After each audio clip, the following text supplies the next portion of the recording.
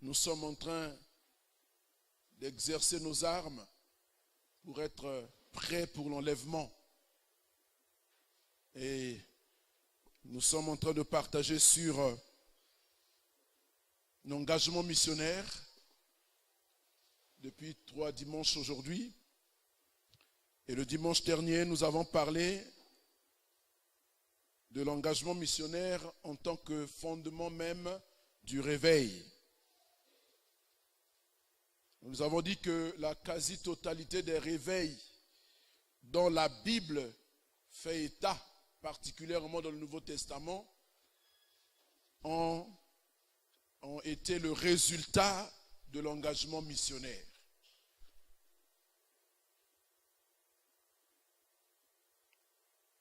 Nous avons défini la mission ou l'engagement missionnaire comme la réponse que nous donnons, nous, individuellement en tant que chrétiens, à l'appel du Seigneur à aller et à prêcher la bonne nouvelle à toute la création. Nous avons dit que l'engagement missionnaire justifie le besoin de repentance. Parce que la prédication de l'évangile est fondamentalement un appel de Dieu en direction des hommes pour qu'ils se répandent. Et ça a été le fondement même du message de l'apôtre Paul. Partout où il allait pour prêcher l'évangile, il prêchait la repentance. Et il le rappelle aux anciens d'Éphèse qu'il a rencontrés pour la dernière fois avant d'aller en prison à Rome. Il les a rencontrés à Milet. Vous pouvez le lire dans Actes 20, 20 à 21. C'est un résumé de la dimanche dernier. Et là, il leur parle, il dit que je n'ai pas eu honte de vous prêcher et de vous enseigner en public ou dans les maisons 2 choses essentiellement, la repentance envers Dieu et la foi en Jésus-Christ. Il ne peut pas y avoir de salut sans que les gens s'engagent pour se repentir de leurs péchés. Donc notre engagement missionnaire justifie donc le besoin que les gens reviennent à Dieu et se répandent de leurs péchés ou se répandent de leurs mauvaises voies. Nous avons aussi dit que l'engagement missionnaire justifiait le besoin d'avoir la puissance de Dieu. Et c'est aussi la seule raison pour laquelle le Seigneur a envoyé le Saint-Esprit sur les disciples et donc sur l'Église aujourd'hui pour que l'Église ou les disciples deviennent des témoins. Ils vont témoigner pour annoncer l'évangile ou la bonne nouvelle du royaume des cieux. Nous avons aussi dit que l'engagement missionnaire était la base même de l'intercession. S'il y a une chose pour laquelle nous devons intercéder, c'est pour que les gens connaissent Dieu, que les gens se répandent, que sortent de leur mauvaise vie. Parce que Dieu ne désire pas la mort du méchant, mais il veut qu'il revienne de ses mauvaises voies. Et pour cela, l'Église se doit d'intercéder. Et je disais en substance aussi que si nous sommes aujourd'hui devenus chrétiens, c'est parce que d'autres de par le monde avaient pris le Congo pour cible dans leur prière d'intercession afin que l'évangile puisse entrer dans ce pays alors que nous étions dans le communisme. Amen. Et donc, nous avions terminé par ce cas pratique du réveil qui a eu lieu à Sichar en Samarie, dans Jean 4, à partir du verset 3 jusqu'à 24. Là, nous avons vu comment le Seigneur a amené une femme à la conversion et il passait son chemin pour aller à Jérusalem et il devait passer par la Samarie. Il arrive au puits de Sichar, il avait soif, il était fatigué du voyage, il voulait se désaltérer, c'est là qu'il rencontre cette femme. Ça veut dire que le détour par Sichar valait la peine parce qu'il y a une femme qui devait se convertir et au-delà de la femme qui s'est convertie, toute la ville de Sichar finalement s'est convertie à cause de cette femme-là. Donc Dieu, Jésus, a fait le détour par Sichar pour aller régler ce problème et il a dit à ses disciples, j'ai à manger une nourriture que vous ne connaissez pas. Amen. Alléluia. Ce matin, nous allons poursuivre. Nous allons voir maintenant le contenu de l'engagement missionnaire. Le contenu. Autrement dit, comment pouvons-nous nous engager dans l'œuvre du Seigneur ou dans l'annonce ou la prédication du royaume des cieux? Donc, il est important, avant toute chose, que nous puissions comprendre la dimension universelle de la mission que Dieu nous donne. Nous sommes engagés en tant qu'enfants de Dieu et c'est sur une dimension mondiale, internationale, universelle. Alléluia. Parce que le travail que nous sommes en train de faire, d'autres aussi le font et nous sommes appelés à le faire partout. Faire connaître le Seigneur à d'autres qui ne le connaissent pas. Et nous allons donc introduire ce contenu de l'engagement missionnaire en lisant deux textes. Le premier est dans le livre de Jean, chapitre 19, versets 19 à 20. Le deuxième dans Matthieu 24, verset 14. Nous allons les lire simultanément, après quoi nous allons entrer dans notre introduction. Jean 19, versets 19 à 20, nous dit ceci. Pilate fit une inscription qu'il plaça sur la croix et qui était ainsi conçue. Jésus de Nazareth, roi des Juifs. Jésus de Nazareth, roi des Juifs. Beaucoup de Juifs lurent cette inscription parce que le lieu où Jésus fut crucifié était près de la ville de Jérusalem. Elle était en hébreu, en grec et en latin. Amen. Alléluia. Vous êtes là avec moi? J'aime bien vous entendre dire Amen. Ça montre que vous êtes là. Alléluia. Alors, le deuxième texte est dans Matthieu 24, le verset 14. Matthieu 24, 14. Ce sont les ultimes paroles du Seigneur. Il dit, cette bonne nouvelle du royaume sera prêchée dans le monde entier pour servir de témoignage à toutes les nations.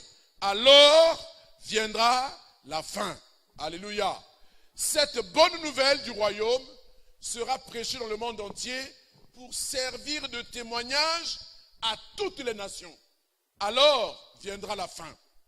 Ces deux textes sont en train de nous montrer le caractère universel de ce travail que le Seigneur nous a prescrit, qui consiste donc à annoncer sa parole.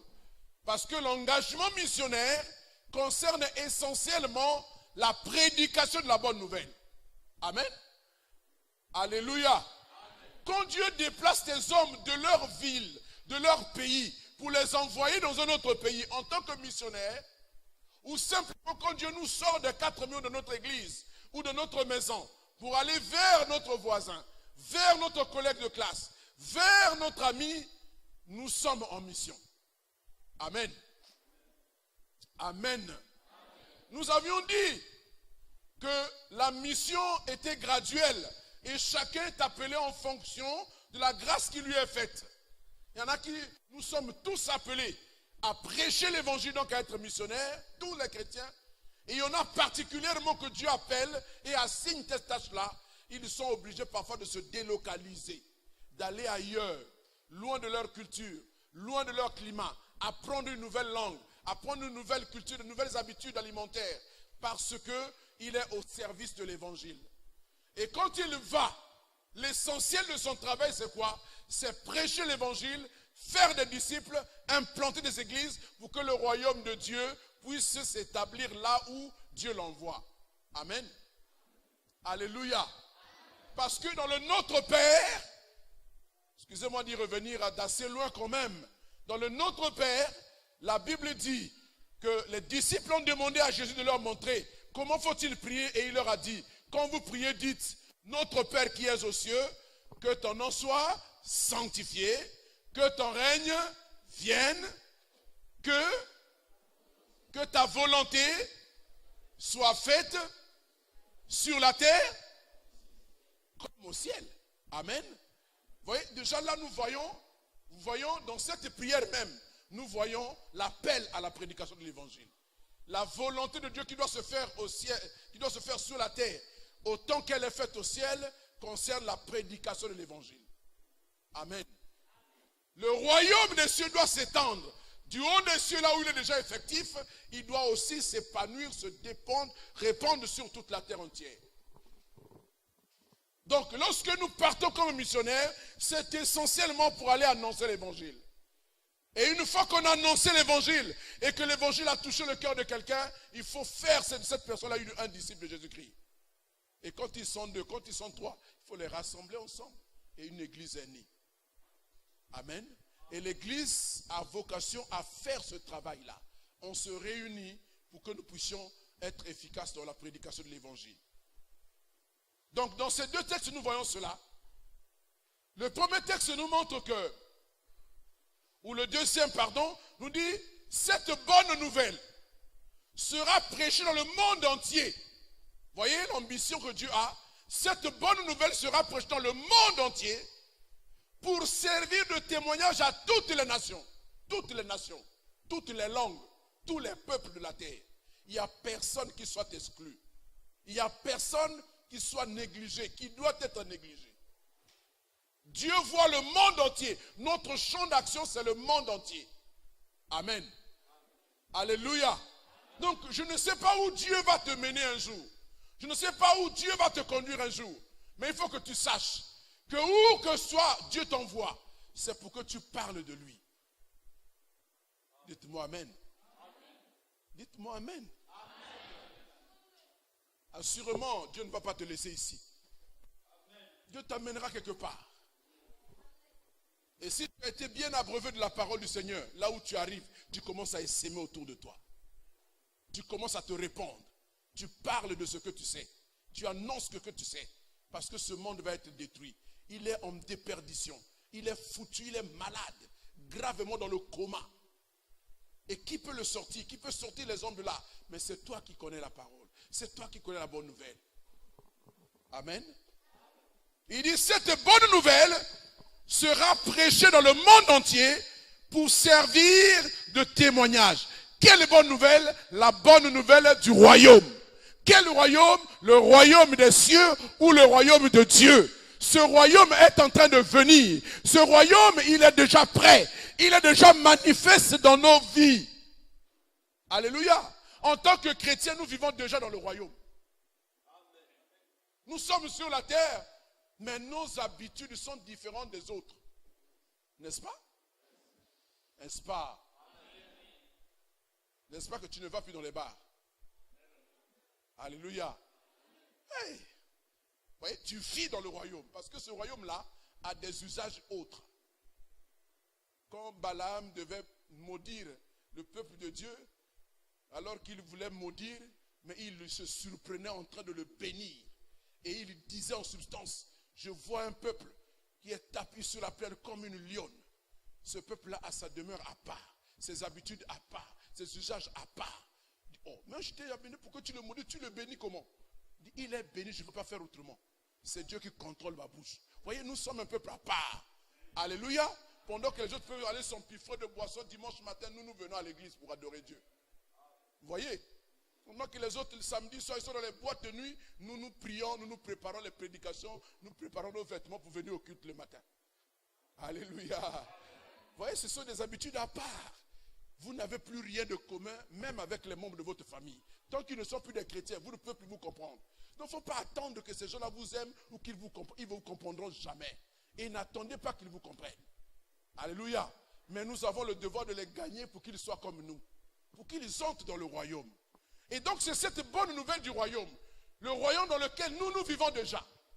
J'ai expérimenté. J'ai vécu dans ce royaume, alors je l'annonce aux autres. Je tiens un trésor. Alléluia. Je tiens une bonne nouvelle et j'ai le devoir de l'annoncer à d'autres. C'est l'instruction que j'ai reçue de mon maître, de mon roi. De recruter des gens pour le royaume. Pas de faire une campagne électorale pour faire quelqu'un président ou député. Non, nous faisons cette campagne pour faire que les gens viennent dans le royaume des cieux. Qu'ils aient la vie éternelle, qu'ils soient sauvés et qu'ils puissent échapper à la colère qui vient. Vous comprenez, non? Vous comprenez? C'est une tâche noble. C'est une responsabilité noble. Et je suis fier d'être appelé pasteur. Je suis fier d'accomplir ce travail-là. Parce que demain, beaucoup me donneront raison. Quand on va rentrer au ciel là-bas, il y en a qui viendront me dire, ah, papa, merci de nous avoir prêché comme ça. Alléluia. Alors, nous revenons au chapitre 19 du livre de Jean. C'est ici quelque chose de très intéressant. Alors, quand Jésus est mort d'abord, l'entretien particulier que Jésus va avoir avec Pilate pendant sa semaine de passion va porter sur sa royauté. Pilate lui dit, donc dis-moi, toi tu es le roi des Juifs. Il dit à Pilate, tu l'as dit. Alléluia. Il dit, il n'a pas nié. Il dit, toi tu l'as dit. Alléluia. Oh, est-ce que vous me suivez? Il dit à Pilate, tu l'as dit toi. Ce n'est pas moi qui te le fais dire, c'est toi qui le dis.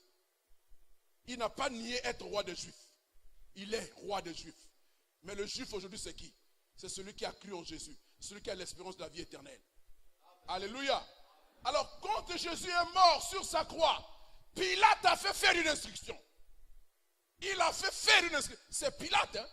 Il fait faire une inscription et qu'il place sur la croix de Jésus. Et sur cette inscription est écrit quoi?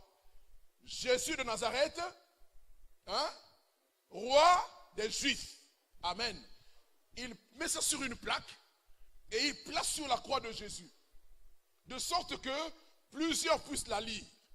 Maintenant regardez, il la place sur la croix de Jésus-Christ avec un message. Jésus-Christ, roi des Juifs. Jésus de Nazareth, roi des Juifs. Voilà le message. Et la Bible dit que il place cette inscription sur la croix de Jésus et plusieurs ont lu cette inscription-là. Pourquoi ils l'ont lu? Parce que le lieu où Jésus a été crucifié est proche de la ville. Alléluia. Ceux qui pouvaient faire un détour par là pouvaient voir cette croix et voir l'inscription que Pilate avait mise. Ceux qui allaient en pèlerinage pour aller voir là où Christ a été crucifié voyaient cette inscription-là.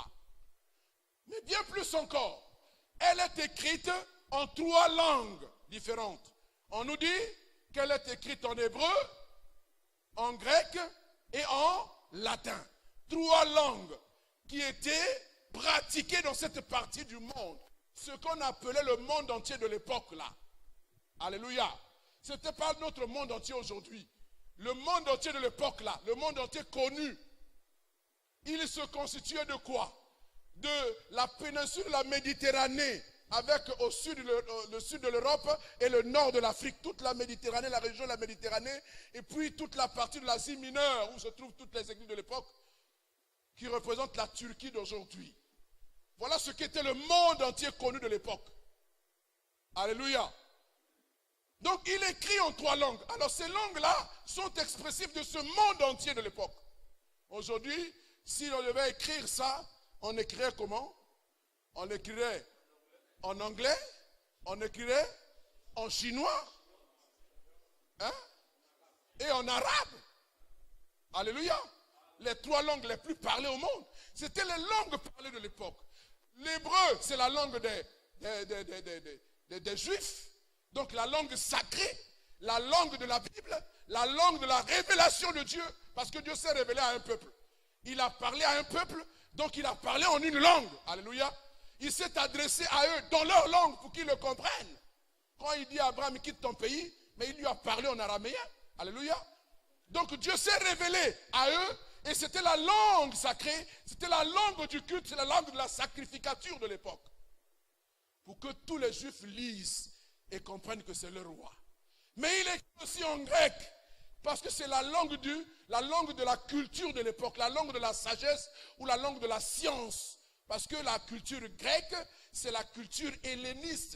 Vous voyez, quand on dit l'hellénisme, c'est donc la culture de ceux qui connaissent, la connaissance, le raisonnement, le rationalisme. C'est les hellénistes, c'est les Grecs.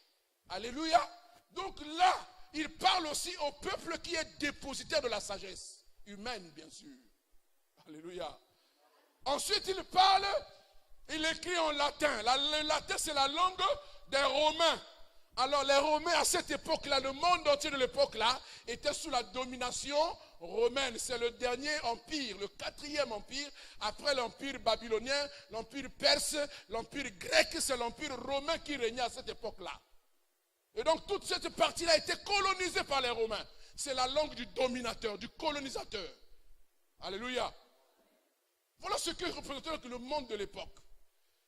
Et cette inscription est écrite ainsi, de sorte que tous les peuples du monde entier de l'époque sachent que Jésus-Christ est le roi des Juifs. Alléluia. Alléluia. Voyez donc, ça montre le caractère universel de l'évangile que nous prêchons. Bien-aimé dans le Seigneur, j'aime à le dire toujours, où que tu ailles, parce que tu as l'évangile dans ta bouche, tu ne dormiras pas dehors, même si tu ne connais personne. Tu ne mourras pas de faim, même si tu ne connais pas personne. Alléluia. Jésus a dit, où que vous alliez, la maison que vous trouvez, entrez là-dedans. S'il y a un homme de paix, demeurez là. Mangez ce que vous trouverez. Dormez là jusqu'à ce que vous partez. L'évangile fait vivre. Il amène les gens partout. Quand tu prêches l'évangile, tu ne peux pas dormir dehors. Tu auras un frère, tu rencontreras une soeur quelque part. Parce que notre message est universel. Notre royaume est universel. Ce n'est pas le Congo. Le Congo, c'est trop petit. Voyez, Dieu nous voit, il dit non, je ne veux pas te limiter au Congo. Tu n'as pas la réputation d'un pays, tu as la réputation mondiale. Alléluia. Donc il faut avoir une grande vision pour ta vie. Il faut voir loin, il faut voir grand avec Dieu. Parce que lui, il veut que tu vois ainsi. Amen. Alléluia. Est-ce que ça va? Ça marche? Alors donc, l'engagement missionnaire, sur la base de ces deux textes-là, implique 3 dimensions. La première dimension, c'est l'engagement personnel sur le terrain de la mission. Maintenant que je vous parle, cette dimension de l'engagement missionnaire nous concerne tous. Nous sommes appelés de Dieu et engagés. Et nous devons nous engager avec Dieu. Mais cet engagement-là, ce n'est pas seulement le fait de venir à l'église. C'est au-delà de l'église, au-delà du culte. Une prise de conscience de nos responsabilités en tant que peuple de Dieu, citoyen du royaume des cieux, et mandaté par Dieu. Alléluia. Mandaté par Dieu pour annoncer aux autres les vertus de ce royaume, pour annoncer aux autres que le roi de ce royaume-là vient pour établir visiblement ce royaume. Parce que ce royaume va s'établir. On le verra. Il aura à la tête Jésus-Christ, roi des rois. Alléluia. Et il régnera avec ceux qui ont cru en lui et qui l'ont servi fidèlement sur la terre. Ce royaume vient. Et c'est ce que nous annonçons. Les prémices de ce royaume, nous les voyons déjà. Les signes annonciateurs, nous les voyons. Et nous sommes bien placés ici à la Serpe pour en parler. Parce que nous observons, parce que nous scrutons au jour le jour les frémissements dans le monde, les mouvements dans le monde, les changements qui se produisent dans le monde pour en avertir le peuple de Dieu pour qu'il sache à quel moment de la prophétie nous sommes arrivés. Comment nous pouvons jauger la prophétie aujourd'hui. Donc nous savons que le royaume vient. Nous en sommes conscients. Et nous en sommes convaincus. C'est pourquoi nous avons conformé notre vie aux usages de ce royaume-là. De sorte que quand il va venir, nous nous reconnaîtrons là-dedans. On n'aura rien à prendre. Alléluia. Parce que nous en avons déjà les usages. Nous avons déjà les habitudes du royaume. Alléluia. Ce royaume vient. Et nous sommes témoins de cette venue. Nous sommes témoins de ce royaume pour pouvoir avertir les hommes. Amen. Donc nous devons nous engager personnellement. Nous devons agir avec Dieu. Le travail qui consiste à annoncer le royaume, ce n'est pas le travail des anges. On va lire un texte. Ésaïe chapitre 6. Ésaïe chapitre 6, versets 8 à 9. Mais je vous recommande de le lire depuis le verset 1er pour comprendre la pensée de Dieu. Donc ici nous sommes à un moment donné de la vie et du ministère d'Ésaïe. Il a commencé déjà à prophétiser. chapitre 1, chapitre 2, chapitre 3, chapitre 4, chapitre 5. Il a commencé à prophétiser. Et c'est comme si à un moment donné, il s'arrête pour dire, ce que je suis en train de vous annoncer, là, ces prophéties que je suis en train de vous proclamer, voici comment le Seigneur m'avait appelé, dans quelles circonstances j'ai été appelé comme prophète pour dire tout ce que j'ai commencé à dire. Il fait comme un comeback, un retour en arrière, comme s'il voulait expliquer à ceux qui le liraient que ce que je suis en train de dire, les prophéties que j'ai consignées, ce n'est pas sorti comme ça du néant. Il y a eu un commencement. Et ce commencement, c'est quoi? Il dit, il explique à partir du verset 1er. Vous le lirez à la maison. Jusqu'au verset 8, lorsqu'il dit ceci, j'entendis la voix du Seigneur disant, qui enverrai-je et qui marchera pour nous? Je répondis, me voici, envoie-moi. Il dit alors, va et dites à ce peuple, vous entendrez et vous ne comprendrez point. Vous verrez et vous ne saisirez point. Voilà la conversation que Ésaïe a avec Dieu, une conversation spéciale. Il est ravi en esprit, dans une extase terrible. Il se retrouve à voir la gloire de Dieu et Dieu lui-même au milieu de sa gloire.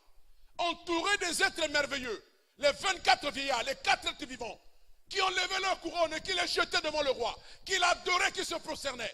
Et les anges, les chérubins, qui voltigeaient dans la salle où ils étaient. Elle était remplie de fumée. Et les ponts de la robe de Dieu remplissaient le temple. C'est ce que lui, il a vu, qu'il dit. Alléluia. Et dans cette vision atypique, il voit la gloire de Dieu. Il entend Dieu parler. Quelque chose de contradictoire apparemment. Comment un Dieu majestueux, glorieux, adoré comme ça, peut parler comme il parle? Alléluia. C'est pas normal. Voyez, l'expérience des hommes montre que autour du président de la République, il y a des courtisans, des gens qui sont prêts à faire même des sales boulots. Hein? Il y a des gens qui sont prêts à faire même des sales boulots parce qu'ils veulent avoir les faveurs du chef.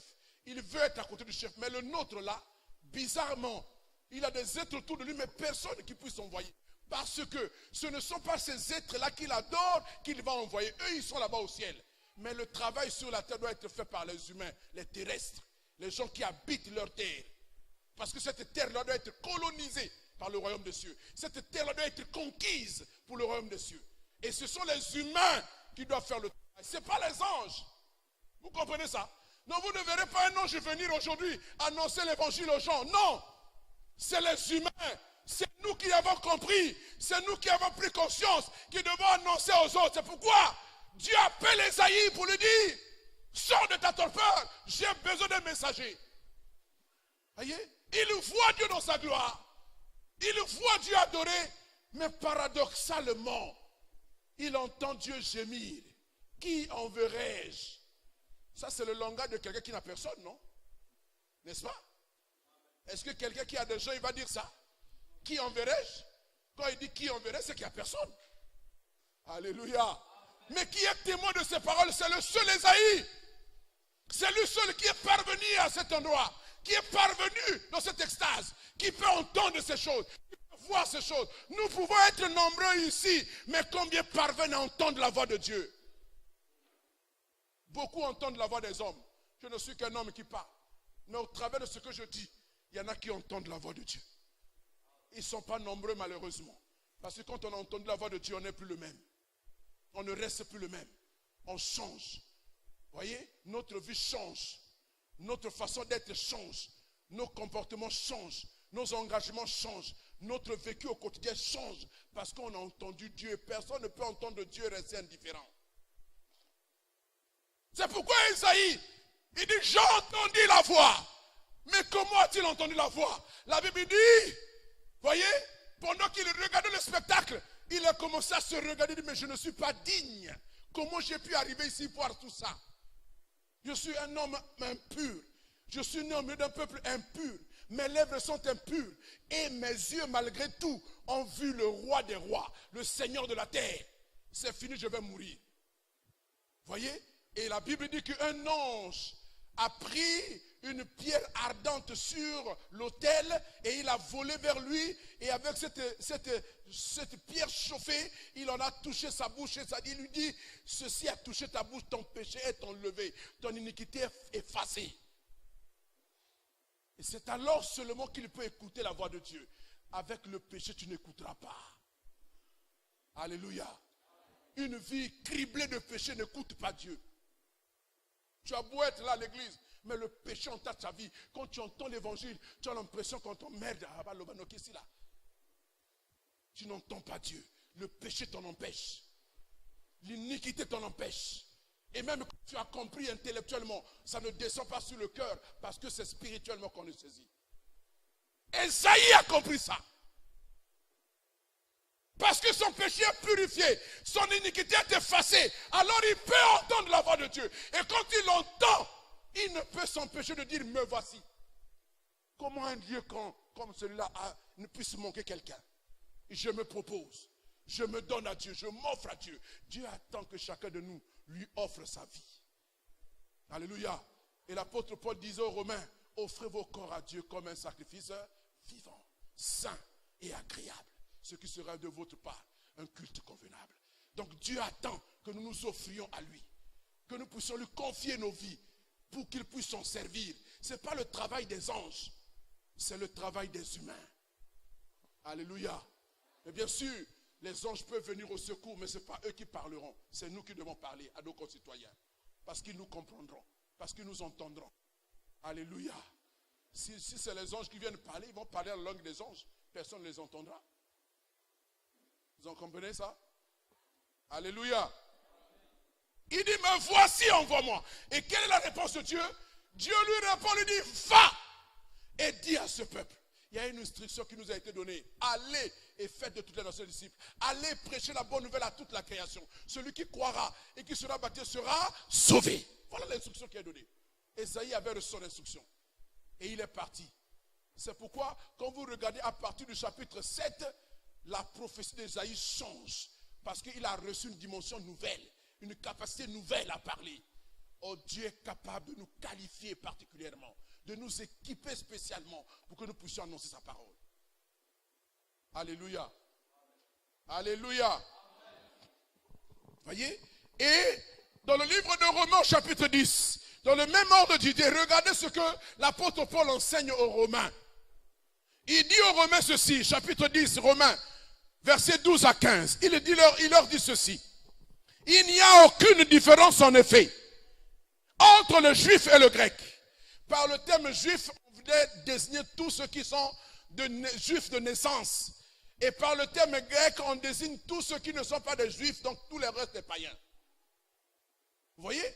Et Paul enseigne ici que quand on a cru en Jésus, il n'y a plus de juifs, il n'y a plus de grecs. Nous sommes tous sur le même pied parce que nous avons un seul Seigneur. Nous avons un seul Maître. Nous avons une seule foi. Nous avons une seule espérance. Il n'y a plus de distinction. Le critère racial, le critère tribal ne vaut plus rien pour nous donner le salut. Parce que c'est au nom de Jésus que nous recevons la vie éternelle. Même les aborigènes, même les autochtones, s'ils confessent Jésus, ils vont avoir la vie éternelle. Alléluia. Voyez, c'est le problème que l'apôtre l'apôtre Pierre a eu lorsqu'il est allé annoncer l'évangile à Corneille, à Joppé. Quand il revient à Jérusalem, il fallait qu'il s'explique devant ses frères. Comment toi tu as pu parler aux païens? Comment tu t'es permis? Parce que pour eux, l'évangile c'est pour eux. Quel égoïsme, quelle méchanceté. Et Pierre a dû s'expliquer. Il dit, bien-aimé, je n'avais pas le choix. Quand j'ai commencé à parler à ces gens, ils ont reçu le Saint-Esprit. Ils ont commencé à parler en langue comme toi et moi. Mais comment moi je vais refuser le baptême à des gens qui parlent en langue, ils sont remplis du même esprit que toi et moi? Ça me dépasse, c'est plus fort que moi. Je n'ai pas le choix. Si Dieu a prouvé, pourquoi je vais refuser? Voyez, nous avons parfois le comportement de Pierre. Il dit non, lui là, il est trop mauvais, il ne mérite pas la vie éternelle. Ou le comportement de Jonas. Non, non, non, non, non, non. Tout le mal qu'ils nous ont fait là, toi tu veux qu'ils se répondent. Ils doivent mourir. Ce n'est pas nous qui sommes les justes ici. Alléluia. Recherchons le bien même pour notre ennemi. Prêchons-lui la parole. Dites Jésus t'aime. Alléluia. Voyez? Il dit il n'y a plus de différence. Il n'y a plus de grec, il n'y a plus de juif. Parce que nous avons tous le même Seigneur. Qui est riche pour tous ceux qui l'invoquent. Il est riche pour tous ceux qui l'invoquent. Et regardez, le principe est posé au verset 13. Car, il dit car, quiconque invoquera le nom du Seigneur sera sauvé. Le salut est dans le nom de Jésus. Quand on l'invoque, c'est-à-dire on a cru en lui, on l'invoque, on est sauvé. Ce n'est pas parce qu'on est juif ou qu'on n'est pas juif. Non, ça c'est révolu. Alléluia. Il confesse le nom de Jésus. Voyez? Car quiconque invoquera le nom du Seigneur sera sauvé. Alors il part par une série de questions pour montrer que l'Église doit s'engager. Pour montrer que nous n'avons pas le choix que de nous engager. Sinon, Dieu nous redemandera le sang de ceux qui n'auront pas écouté l'évangile par notre faute. Regardez ce qu'il dit. Une suite de questions. Il dit, comment donc invoqueront-ils celui en qui ils n'ont pas cru? Pour invoquer le nom de Jésus, il faut d'abord croire. Amen. Et comment quelqu'un va-t-il invoquer Jésus s'il n'a pas cru en lui? Donc pas moyen pour lui de se sauver. Et il continue. Et comment croiront-ils en celui dont ils n'ont pas entendu parler? Donc on ne croit que lorsqu'on nous a parlé de Jésus. Alléluia. S'il n'y a personne qui nous a parlé de Jésus, nous n'aurions pas cru. Bien-aimés, réalisez votre vie. Il y a un passé récent, quelques années ou quelques mois, vous étiez un païen, un vrai païen, un pauvre païen, un médiocre, nul païen. Alléluia. Et puis quelqu'un vous a parlé de Jésus. Vous avez entendu et vous avez cru. Quand vous avez cru, vous avez ensuite invoqué le nom du Seigneur et vous voilà assis là, en train d'écouter la parole de Dieu. Voyez, religieusement. Alléluia. Ce qu'un païen dans le monde là-bas, quand il arrive ici, il dit, mais il nous perd le temps ici, qu'est-ce qu'il raconte ce monsieur-là? Mais vous trouvez que c'est les paroles de la vie, n'est-ce pas? Parce que la vie est entrée en vous. La vie est entrée en vous parce que vous avez invoqué Jésus. Et vous avez invoqué parce que vous avez cru en lui. Et vous avez cru pourquoi? Parce que quelqu'un vous a parlé de lui. Alors il y a quelqu'un aussi dans notre entourage qui attend d'invoquer le nom du Seigneur, mais il faut que vous lui parliez. Comprenez ça? Alléluia. Et comment entendront-ils parler s'il n'y a personne qui prêche? Voilà l'appel missionnaire. Il a besoin de prédicateurs. Les gens n'entendront que lorsque quelqu'un prêchera. Alléluia. Moi j'étais en train de dire hier à des frères dans la voiture, on a perdu une sœur. On n'a pas perdu, on a gagné une sœur parce qu'elle est là, elle est partie à la maison. Amen. Non, moi je vais à la veillée, je ne réagis plus comme les païens. Quand les gens pleurent, je pleure parce que je vois les gens pleurer. J'ai pitié d'eux qui pleurent. Ah, pourquoi ils pleurent, les idiots? Je pleure pour eux parce qu'ils pleurent. Et pourquoi ils pleurent? Parce qu'ils n'ont pas d'espérance. Parce que quelqu'un qui sait que la fille là, elle est partie en accouchant, en donnant la vie, c'est une chrétienne. Elle était des nôtres ici. Mon étudiante au fondement de la foi ici. Donc elle a reçu Jésus. Elle a cru en Jésus. Mourir, ce n'est pas la fin. La mort, c'est un gain. C'est-à-dire, je quitte ce monde de péché pourri, misérable, je dois côtoyer le péché chaque jour. Et je dois faire l'effort de ne pas pécher. Je dois garder mes oreilles, mes yeux, ma bouche, mes mains, de peur à m'entacher du péché. Quand je meurs, c'est une délivrance. Hein? Il ne faut pas avoir la peur de mourir. Mourir, c'est un gain. L'apôtre Paul dit, pour moi, la mort est un gain. Parce que Jésus est ma vie. Alléluia. Vous êtes tellement attaché au monde, aux choses du monde, que vous voyez que mourir, ce n'est pas une perte, c'est un gain. Quelqu'un me dit amen. Non, mourir dans le Seigneur, c'est un gain. C'est une perte quand on meurt sans Dieu. C'est pourquoi cette soeur-là, elle est partie. Elle est dans le sein d'Abraham. Elle se repose. Alléluia. Elle est rentrée dans le repos. Et elle attend l'enlèvement de l'église. Elle sera parmi ceux qui vont ressusciter avant nous. C'est ça. Comprenez, non? Alléluia. faut que la parole devienne pratique, vécue. C'est ça. Vous voyez, quand quelqu'un meurt, tu restes à la veillée, tu ne viens pas à l'église pendant un mois. Qu'est-ce que c'est cette histoire-là? Hein?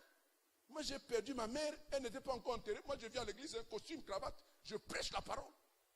Hein? Mais comment? Hein? Alléluia! Oh, personne ne peut me coincer là, non? Ta maman, qu'est-ce que cette histoire? Moi, je vais travailler pour la vie. Ah, ce soir, on sera à la veille là-bas. Je vais tirer un prédicateur au pif. Si tu fouilles de venir à la veille. Prédicateur ou prédicatrice? Sans micro, sans quoi? Théa. Alléluia. Les gens qui viennent dans les villas, c'est des cadavres. Ils ont besoin de vivre. Vous pouvez imaginer que les gens viennent à un enterrement pour aller chercher les hommes. Quelle honte. Quelle confusion. Ils ont besoin d'un bon évangile. Mais on arrive là, on est comme tout le monde. On pleure comme tout le monde. On va là pour regarder le corps, on pleure comme... Il ne faut pas pleurer. Nous, on vient pour prêcher l'évangile. Hein? Combien de gens meurent dans ta famille chaque année? Si on prend l'église, chacun de nous a au moins une veille chaque semaine. On peut trouver l'occasion de prêcher. Alléluia. Comment entendront-ils parler s'il n'y a personne qui prêche? Et comment y aura-t-il de prédicateurs si on ne les envoie pas? La responsabilité de l'église, c'est de former, de qualifier et d'envoyer. C'est pourquoi, bien aimé dans le Seigneur, à partir de maintenant là, c'est rigoureux, strict. Personne ne doit plus passer par les mailles du filet. Tu dois arriver à l'église, tu dois passer par les fondements de la foi. Parce qu'il faut que ta foi soit fondée pour que tu sois capable de parler aux autres sans crainte. Tu sais de quoi tu parles. Hein? Alléluia. Fini la foi chrétienne où tout caché, vous êtes des chrétiens en cachette, on ne vous connaît pas, on ne vous gère pas. C'est fini ça.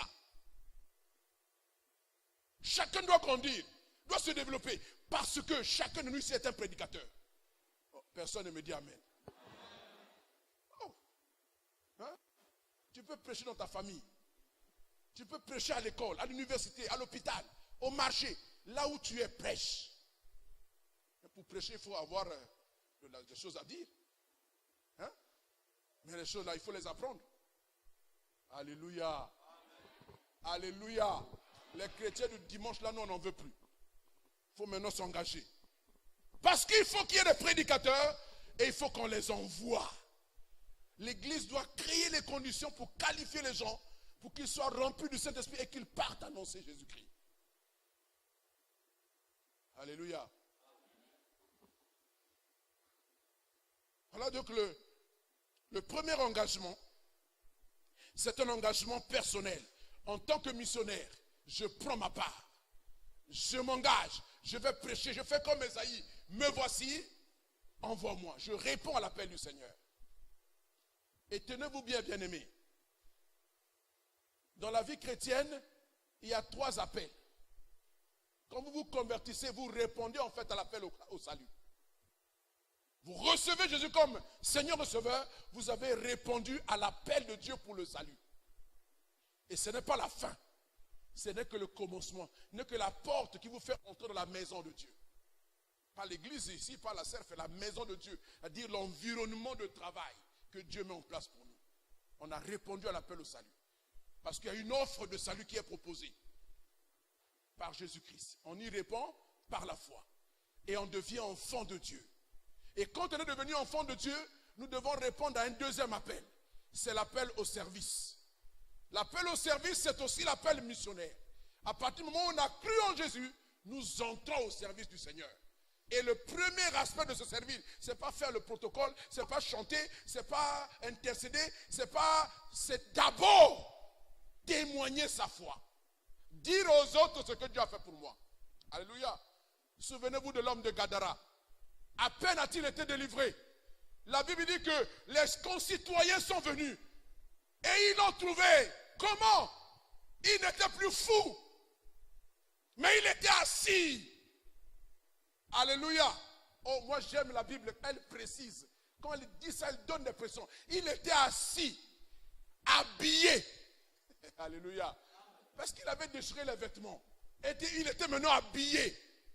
Et il était dans son bon sens. La démence était partie. La folie a disparu. Il était dans son bon sens. Il commence à raisonner toute sa vie. Combien de temps j'ai perdu dans les sépulcres? Combien de temps j'ai perdu ici?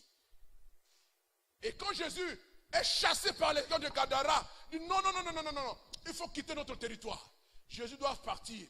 Il entre dans la barque pour partir. Le gars, il se lève, il dit, Seigneur, laisse-moi venir avec toi. Qu'est-ce que Jésus lui dit? Viens avec moi, allons-y. Il dit non, tu ne viens pas avec moi. Si on m'a chassé, c'est toi mon témoin. Tu as été témoin des œuvres du royaume de Dieu. Alléluia. Tu as été témoin de la grâce de Dieu. Va plutôt dans ta famille et dis-leur ce que Dieu a fait pour toi. Alléluia. Et il est parti dans sa famille. Et il a commencé à faire quoi? À dire ce que Dieu lui a fait. Il ne s'arrête pas dans sa famille. Après avoir parlé à sa famille, il a commencé à parcourir les villes de la Décapole. Les 10 villes qui étaient les 10 grandes villes qui constituent la Décapole. Et il commençait à annoncer au grand étonnement de tout ce qu'il avait connu hier. Mais n'est-ce pas le fou de Gadara? Oui, c'est bien lui. Mais il est maintenant dans son bon sens. Qui le lui a rendu? Jésus de Nazareth. Dieu vous a rendu votre bon sens.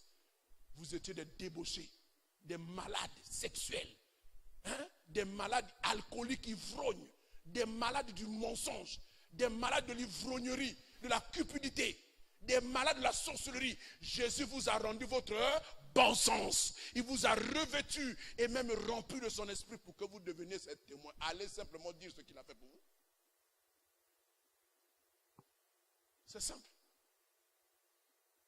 Il n'y a pas besoin de fioriture. Il n'y a pas besoin de précautions particulières. Est-ce que cet homme-là, il a fait le fondement de la foi où? Dites-moi. Il a fait ça où? Il va dire ce que Dieu a fait pour lui. Prêcher, c'est témoigner. Donc, il ne faut pas, quand je dis le soir là, il va prendre quelqu'un au pif pour prêcher, il ne faut pas avoir peur. Tu dis seulement ce que Dieu a fait pour toi. C'est tout. Alléluia. J'étais voleur, je ne vole plus. Vous aussi, changez de vie. C'est tout. Vous avez prêché. Alléluia. Alléluia. C'est ça ce que Dieu nous attend de nous. Deuxièmement, l'engagement dans la prière. Donc, la deuxième chose que nous devons faire en tant que missionnaires engagés, c'est déjà de nous engager dans la prière. Nous pouvons parler, mais nous pouvons aussi prier. La prière permet d'atteindre les gens qui ne sont pas à notre portée. Des gens qui sont loin. La prière, elle est plus qu'un éclair. Elle va. Parce qu'elle fait agir la puissance de Dieu. Alléluia.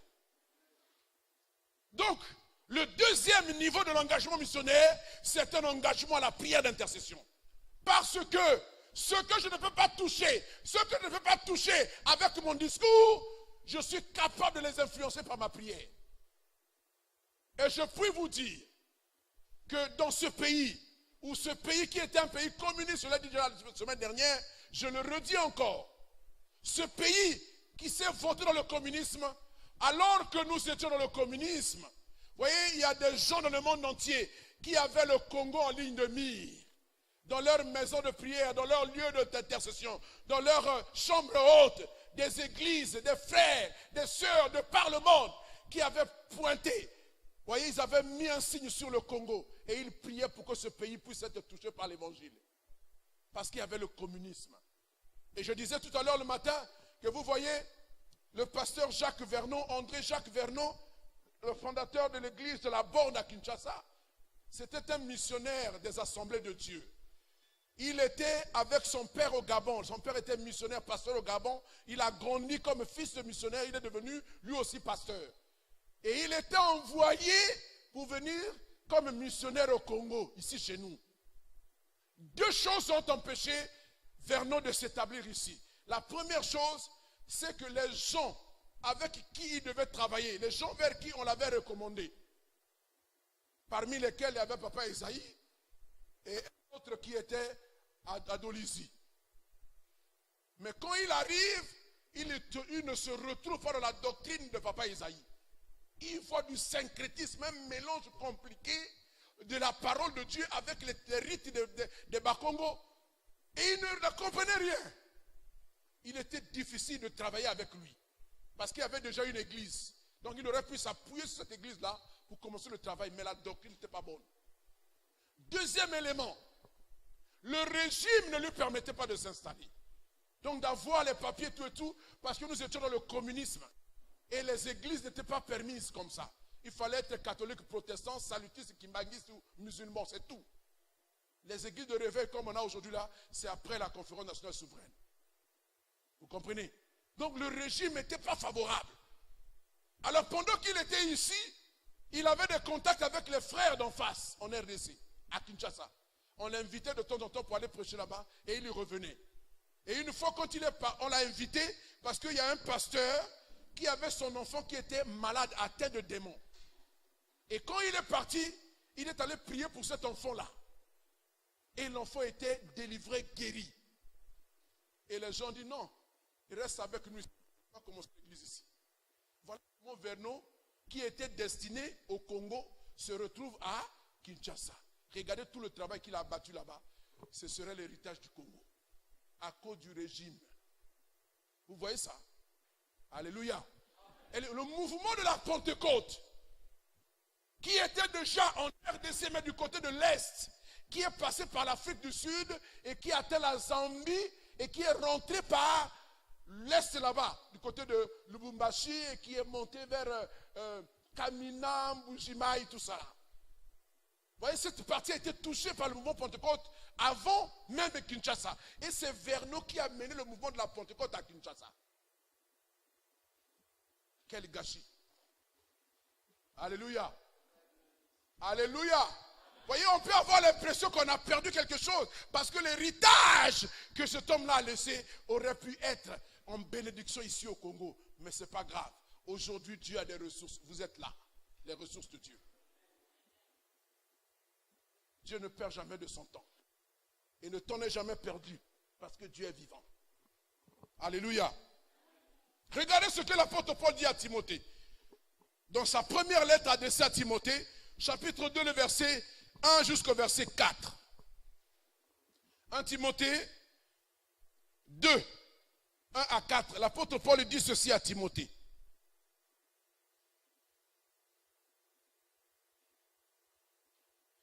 J'exhorte donc avant toute chose à faire des prières, des supplications, des requêtes, des actions de grâce pour tous les hommes, pour les rois et pour tous ceux qui sont élevés en dignité, afin que nous menions une vie paisible et tranquille, en toute piété et honnêteté. Cela est bon et agréable devant Dieu notre Sauveur, qui veut que tous les hommes soient sauvés et parviennent à la connaissance de la vérité. Parce que le mensonge a inhibé la vérité. Il faut que la vérité éclate. Alléluia. Dieu veut que tous les hommes soient sauvés et qu'ils parviennent à la connaissance de la vérité. Alors, quel est le moyen que Dieu donne ici pour réussir ça? Il exhorte Timothée à amener les gens à prier. La première ressource de l'Église, c'est la prière. La prière pour tous les hommes. Parce que, tenez-vous bien, bien-aimés, l'enfer qui va accueillir les païens, les impies, en réalité n'a pas été prévu pour recevoir les humains. Nous pouvons donc travailler à ce que certains échappent à l'enfer. Et si quelqu'un doit aller en enfer, qu'il y aille par entêtement. Et non pas qu'il aille parce qu'on ne lui a pas prêché Jésus-Christ. Vous comprenez ça? Il y a des gens qui seront allés en enfer, qui iront en enfer. Et ils iront parce qu'ils auront fermé leur cœur à l'évangile. Ils auront rejeté l'amour de Dieu, rejeté la parole de Dieu. Mais ce n'est pas parce que Dieu les a condamnés à l'enfer. C'est pourquoi nous avons reçu le mandat d'aller vers ces gens et de leur prêcher l'évangile. à commencer déjà par prier. Avant de parler à quelqu'un de Jésus, rassurez-vous que vous avez déjà parlé de cette personne à Jésus. C'est pourquoi, bien-aimé, par principe, avant de sortir de ta chambre et de commencer à parler aux humains, tu dois t'assurer que tu as d'abord parlé avec Dieu. Il y a des gens qui se réveillent le matin et ils sortent, ils vont commencer à tout faire, à parler avec les voisins sans avoir d'abord parlé avec Dieu. Et dans leur conversation avec Dieu, ils doivent parler de leurs voisins, de tout ce qu'ils veulent atteindre par l'évangile. Vous voyez le niveau de responsabilité que Dieu nous donne. Ce monde-là va être sauvé par nous. Si tu ne parles pas, tu condamnes les gens. Tu condamnes ton père, tu condamnes ta mère, tu condamnes tes enfants, tu condamnes tes frères, tu condamnes tes oncles, tes tantes, tu condamnes beaucoup de gens, tes collègues, tes amis. Tu les aimes bien, mais tu sais qu'ils n'ont pas Jésus. Mais tu ne parles pas. Voyez, tu gardes un silence coupable. Et tu es responsable. Dieu te redemandera leur sang.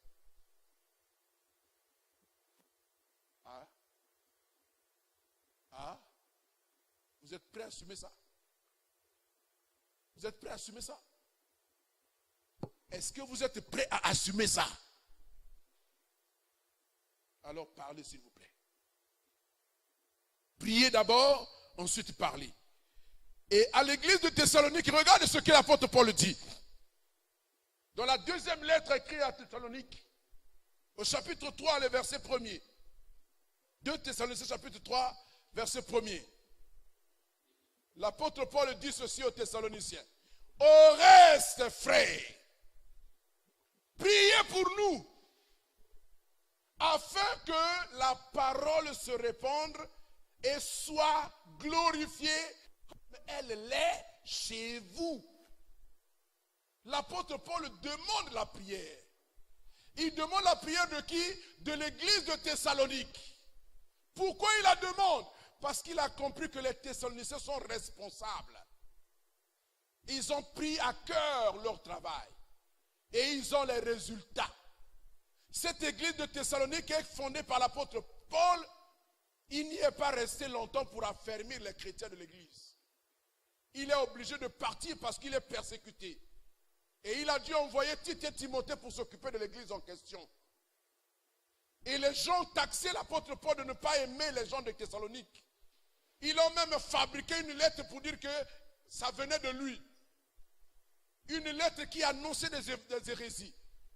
Vous voyez? Mais les nouvelles qu'il a de cette église, de la part de Timothée et de Tite, lui donnent l'information que cette église-là est en train de grandir. Donc ils n'ont pas attendu de devenir des vieux chrétiens pour commencer à témoigner leur foi. À peine avaient-ils cru qu'eux aussi commençaient à témoigner de leur foi. Alléluia. C'est pourquoi l'apôtre Paul les appelle à être ses partenaires dans la prière. Il dit priez pour nous, afin que la parole de Dieu se répande et qu'elle soit glorifiée comme elle l'est déjà chez vous. Ça veut dire qu'à Thessalonique, il y avait un travail sérieux qui se faisait. On a toujours besoin d'un plus petit que soi. Et dans le Seigneur, il n'y a pas d'âge. Vous pouvez être né de nouveau aujourd'hui. Vous pouvez faire des exploits plus que des gens qui sont vieux dans la foi de 10 ans, de 20 ans. Moi, j'ai vu ça. Je me suis converti après. 2 ans après, les vieux chrétiens qui étaient déjà là venaient encore me donner la tête pour que je prie pour eux. Ah! Ils n'ont pas grandi. À Thessalonique, les gens avaient grandi. Et ils pouvaient devenir déjà partenaires avec Paul pour la proclamation de l'évangile. Vous voyez ça? Est-ce que Dieu peut compter sur vous pour que vous soyez des partenaires avec lui dans la prière pour le salut des âmes? Alléluia. Vous voyez? C'est le deuxième engagement. Je me suis arrêté là au premier culte. Par raison d'équité, je m'arrête là aussi. Pour dire que nous avons ce devoir où nous engageons et nous prions. Parce que nous sommes missionnaires avec Dieu. Nous sommes ouvriers avec Dieu. Et ce n'est pas une question de vieillesse dans la foi. Amen. Ce n'est pas une question de vieillesse dans la foi. Que Dieu bénisse sa parole. Levons-nous, on va prier. Levons-nous, on va prier.